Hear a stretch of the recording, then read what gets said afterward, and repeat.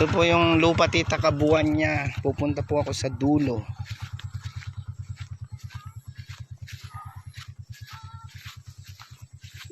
Yan po. Itong dam na to, sasakupan din po ng lupa.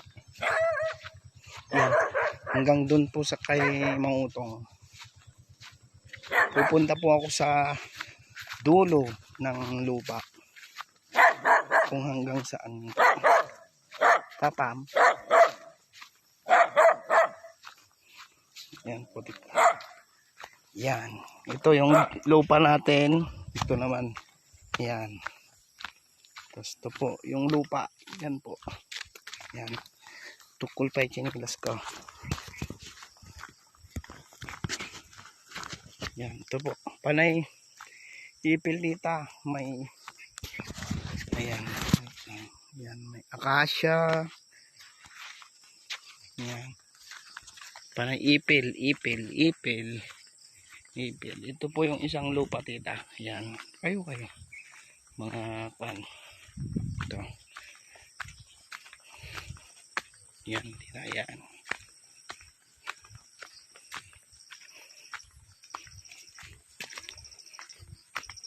Yan po tita.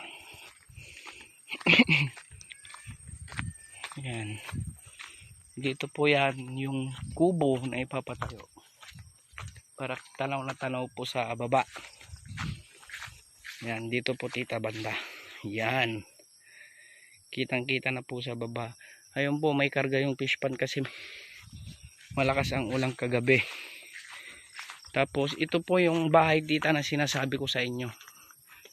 Yan, na hindi po kasakop nung lupa. Yan po yung bahay. Tsaka ito po yung kantita. Ayan, may nakuha siyang dalawang mahogany. Tapos dito tita, maraming maple tree. Almost 30 pieces ata tita na paper tree. Yan po yung paper tree niya. Kung nakikita nyo tita, yan. Yan po. Tapos yung dulo po nung lupa tita, yan po. Dito po, yung poste na yan tita. Kasi dito yung muhon natin tita na last. Sakto po yan sa fence na nandyan. Yung bakod po na nakapatayo dyan. Ito po. Ito yung muhon. Dito po. Yan. Ayun ay muhon nga banda. Tulo kayo.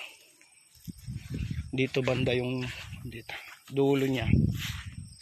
Dito. Yan po. Nilinisan po ata nung mga nagkuhan yan eh.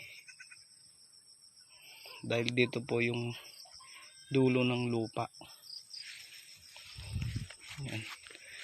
Ito po tita. Maraming maple tree yan. Baka 30 pieces nga po dito. Or higit pa tita.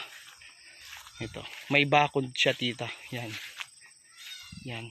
Ito po yung dulo niya. Ikakat ko na po tong video tita. Pabalik na po ako dun kay Kuya Utong. Bye bye.